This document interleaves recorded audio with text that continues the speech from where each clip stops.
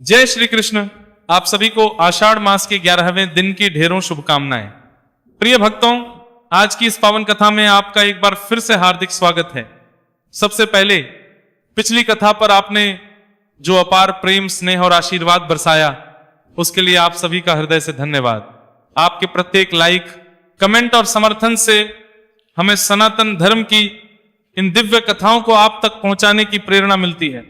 पिछले अध्याय में आपने अग्नि तीर्थ, चरणमोचन तीर्थ तथा अनेक पवित्र तीर्थों का अद्भुत महात्म्य सुना था। आज सुनिए गौतमी महात्म्य का 11वां अध्याय, जिसमें सुपर्णा संगम, पुरुरवा तीर्थ, पंचतीर्थ, शमी तीर्थ, सोम आदि तीर्थ तथा वृद्धा संगम की महिमा का दिव्य वर्णन किया गया है। अब कथा का शुभारंभ करते हैं। श्री ब्रह्मा जी बोले, हे देवर्षि नारद, अब मैं तुम्हें उन महान तीर्थों का वर्णन सुनाता हूं जिनका स्मरण मात्र मनुष्य के असंख्य पापों का नाश कर देता है।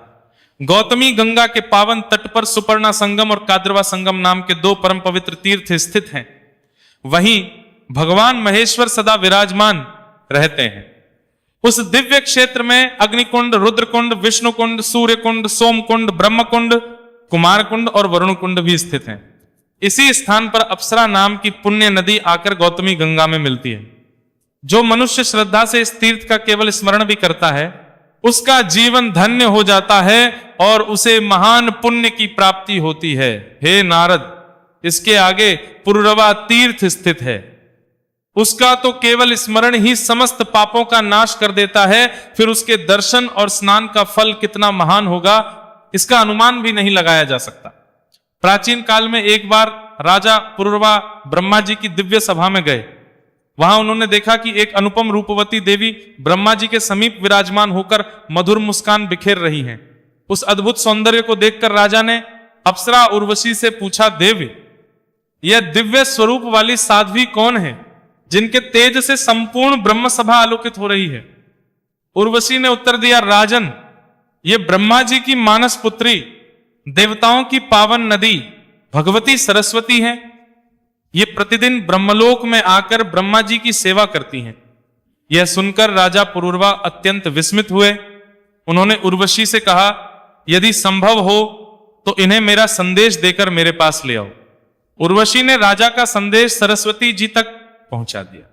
प्रतिज्ञा के अनुसार भगवती सरस्वती राजा पुरुरवा के पास आई। दोनों ने सरस्वती नदी के पवित्र तट पर अनेक वर्षों तक साथ निवास किया, किंतु यह देखकर मुझे अत्यंत अप्रसन्नता हुई। मैंने क्रोधवश भगवती सरस्वती को श्राप दे दिया। उस श्राप के प्रभाव से वे मृत्यु लोक में कहीं अदृश्य और कहीं प्रकट रहने लगी। तब राजा पुरुरवा अत्यंत दुखी होकर गौतमी गंगा के तट पर पहुंचे। वहां उन्होंने कठोर तपस्या करके भगवान महादेव की आराधना की। भगवान शिव और गौतमी गंगा की कृपा से उन्हें अपने सभी मनोरथों की सिद्धि प्राप्त हुई। उसी समय से वह स्थान सरस्वती संगम और ब्रह्म तीर्थ के नाम से प्रसिद्ध हो गया। वहां सिद्धेश्वर महादेव सदा विराजमान रहते हैं। जो श्रद्धालु वहां स्नान, दान और भगवान शिव की आराधना करता है, उसकी सभी मनोकामनाएं पूर्ण होती हैं। इसी क्षेत्र में सावित्री, गायत्री, श्रद्धा, मेधा और सरस्वती, ये 5 दिव्य नदियां भी गौतमी गंगा में आकर मिलती हैं। इसी कारण वह स्थान पंचतीर्थ के नाम से विख्यात हुआ। इन 5 पवित्र नदियों में स्नान करने से मनुष्य सभी पापों से मुक्त होकर भोग और मोक्ष दोनों का अधिकारी बनने लेने जाता है। श्री ब्रह्मा जी बोले, हे देवर्षि नारद, अब मैं तुम्हें शमी तीर्थ की महिमा सुनाता हूं, जो समस्त पापों का नाश करने वाला तथा अश्वमेध यज्ञ के समान पुण्य प्रदान करने वाला है। प्राचीन काल में प्रियव्रत नाम के एक महान प्रतापी क्षत्रिय राजा थे। धर्म की स्थापना और लोक कल्याण के उद्देश्य से उन्होंने गौतमी गंगा के दक्षिणी तट पर अश्वमेध यज्ञ का संकल्प लिया। उस महान यज्ञ के आचार्य और पुरोहित स्वयं महर्षि वशिष्ठ थे। यज्ञ अत्यंत विधि पूर्वक चल रहा था। देवता, जस्सी और मुनिगण उस महायज्ञ में उपस्थित होकर उसे सफल बना रहे थे। किंतु उसी समय हिरण्यक नाम का एक अत्यंत बलशाली दैत्य अपनी विशाल सेना के साथ वहां आ पहुंचा। उसका उद्देश्य यज्ञ को नष्ट करना और धर्म कार्य में विघ्न उत्पन्न करना था। यज्ञ में उपस्थित सभी ऋषियों और देवताओं ने जब उस दैत्य को देखा तो वे चिंतित हो उठे। तभी महर्षि वशिष्ठ ने अपने हाथ में स्थित ब्रह्मदंड उठाया उन्होंने भगवान का स्मरण करके ब्रह्मतेज से युक्त उस दिव्य दंड का प्रयोग किया। महर्षि वशिष्ठ के तेज के सामने दैत्यों की पूरी सेना टिक न सकी। क्षण भर में ही दैत्य सेना भयभीत होकर चारों दिशाओं में भाग खड़ी हुई और यज्ञ में आया हुआ विघ्न समाप्त हो गया। इसके बाद अश्वमेध यज्ञ पुनः विधि पूर्वक आरंभ हुआ और बिना किसी बाधा के पूर्ण हुआ। यज्ञ की पूर्णाहुति के पश्चात देवताओं और महर्षियों ने राजा प्रियव्रत तथा महर्षि वशिष्ठ से कहा, राजन, आज इस यज्ञ की रक्षा जिन जिन पवित्र तीर्थों की दिव्य शक्ति से हुई है, वे सभी लोग कल्याण के लिए पृथ्वी पर सदैव पूजनीय रहेंगे। उन्होंने आगे कहा, शमी तीर्थ, विष्णु तीर्थ, अर्क तीर्थ, शिव तीर्थ, सोम तीर्थ तथा वशिष्ठ तीर्थ, इन सभी को अश्वमेध यज्ञ के समान पुण्य प्रदान करने का वर प्राप्त हुआ है। जो मनुष्य श्रद्धा पूर्वक इन तीर्थों में स्नान, दान, जप, तप अथवा भगवान का स्मरण करेगा, उसे अश्वमेध यज्ञ के समान महान पुण्य फल प्राप्त होगा। इसमें तनिक भी संदेह नहीं है। हे नारद, गौतमी, गंगा के तट पर ऐसे अनेक दिव्य संगम और तीर्थ हैं जहां असंख्य नदियां आकर गंगा में मिलती हैं।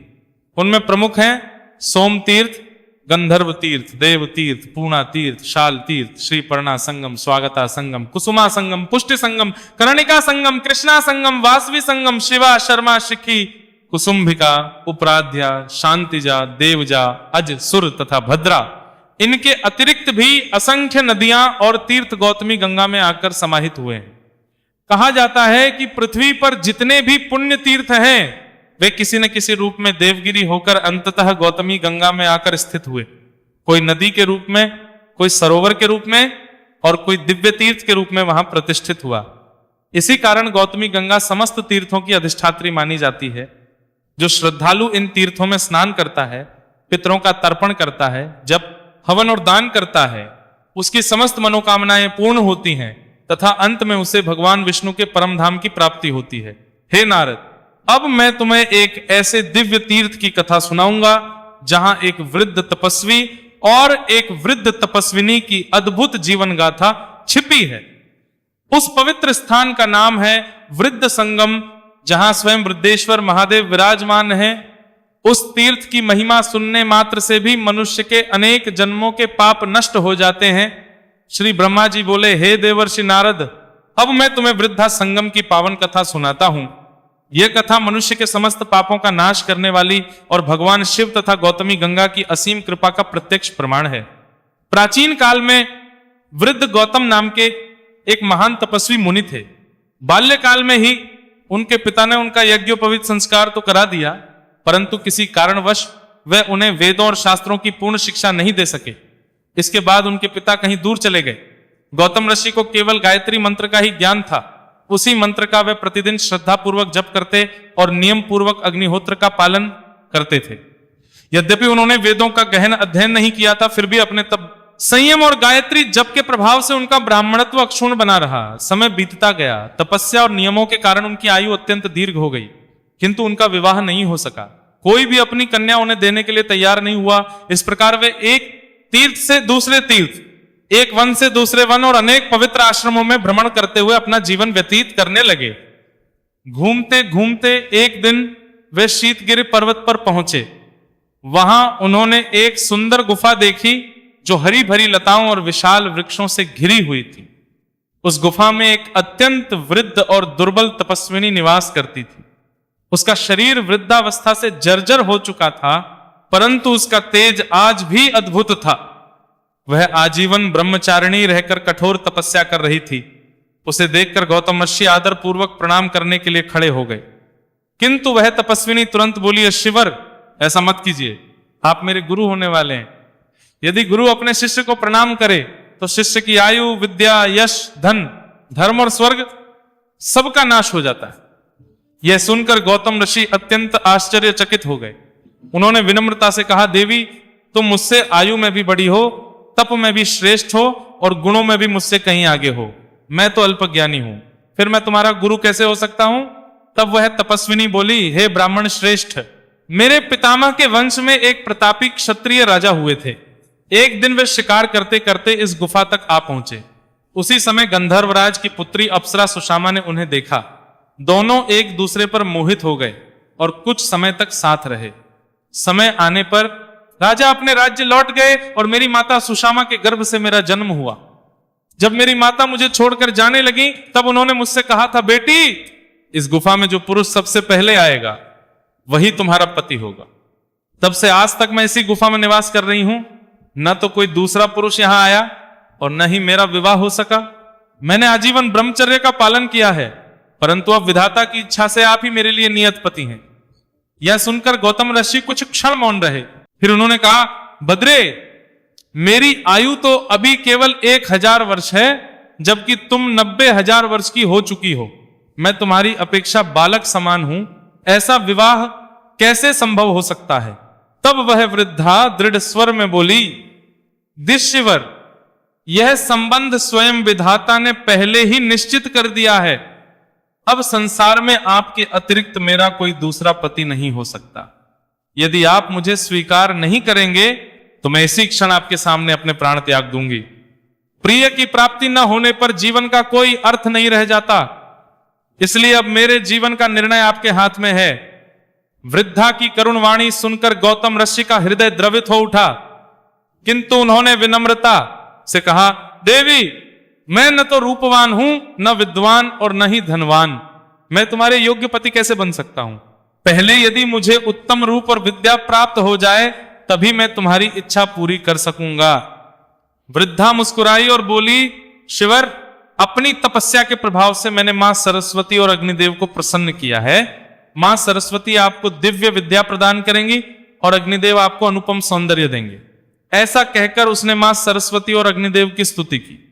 क्षण भर में ही उनकी कृपा से गौतम ऋषि दिव्य तेज, अद्भुत रूप और महान विद्या से विभूषित हो गए। अब गौतम ऋषि ने प्रसन्नता पूर्वक उस तपस्विनी को अपनी पत्नी के रूप में स्वीकार कर लिया।